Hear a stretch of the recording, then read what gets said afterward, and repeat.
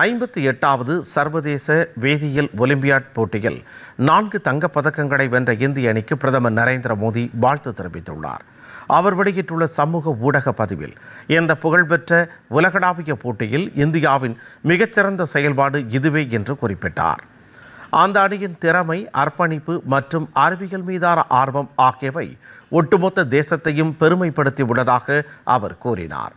லிதுவேனியாவின் Vilnius நகரில் நடைபெற்ற 37வது சர்வதேச உயிரியல் ஒலிம்பியாட் போட்டியில் பதக்கங்களை வென்ற இந்திய அணியின் 4 உறுப்பினர்களுக்கும் பிரதமர் வாழ்த்து தெரிவித்துள்ளார்.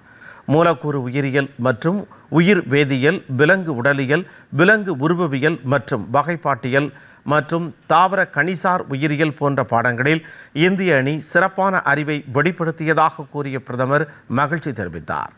இந்த சாதனை எண்ணற்ற இளம் உள்ளங்களை அறிவியல் துறையில் பயிலவும் சிறந்து விளங்கவும் ஊக்குவிக்கும் என்றும் அவர் மேலும் கூறினார்.